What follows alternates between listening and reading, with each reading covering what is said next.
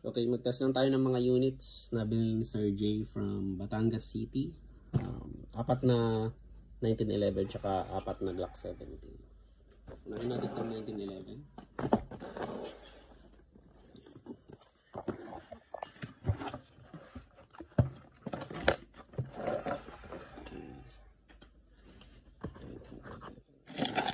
So 3 shots lang tayo para hindi matagal.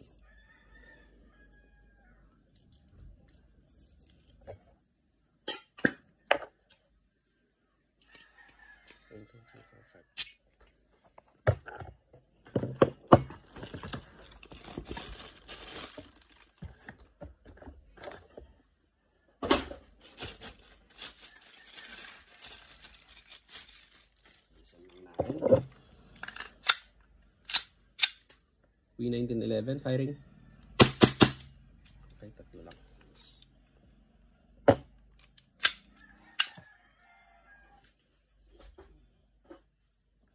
Next, 1911.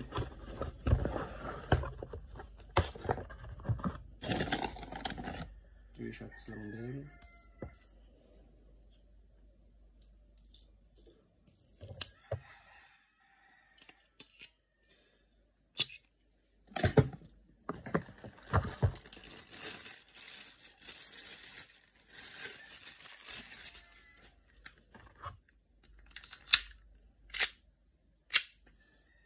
Firing.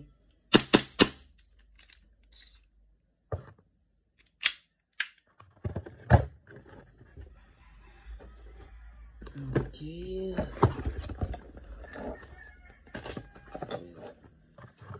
So 3 shots ulit.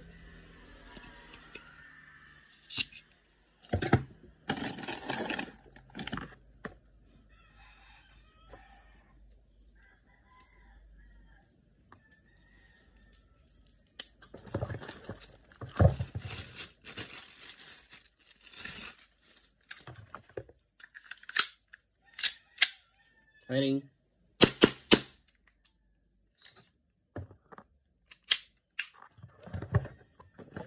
Okay, last 1911.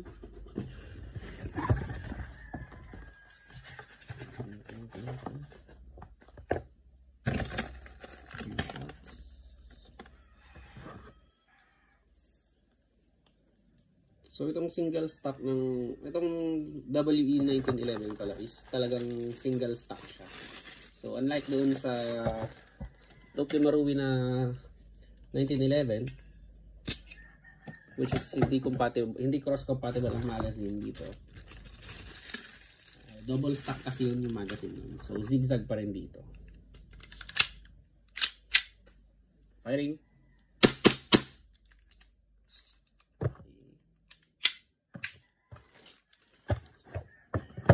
Punta naman tayo sa Glock.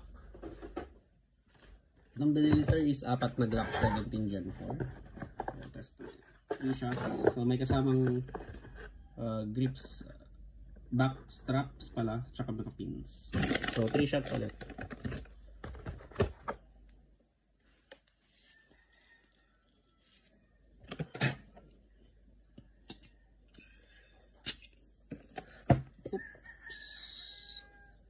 Meron siyang leak.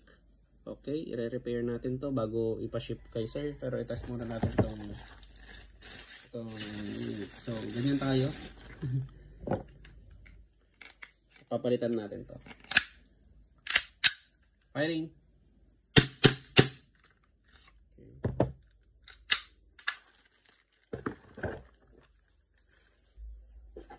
Isa pa.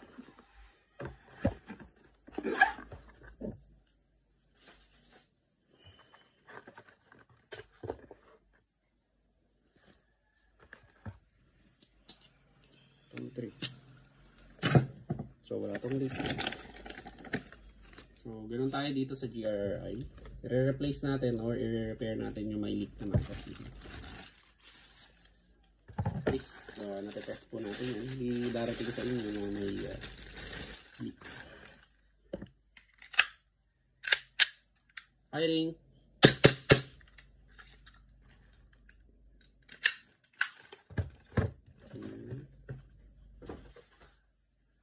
Dalawa pa.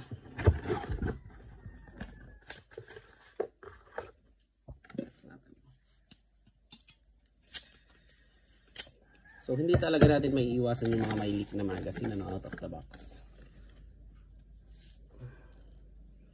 Pero at least repairable naman siya. Or pwede naman natin siyang i-replace.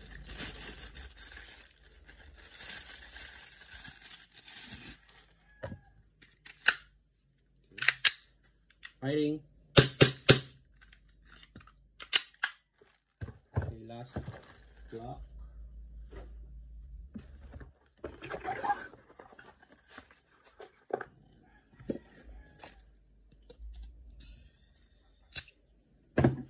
So walang leak. 1, 2, 3.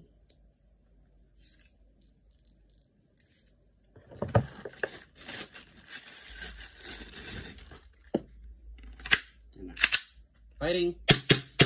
Okay, thank you very much, sir, from Batangas City.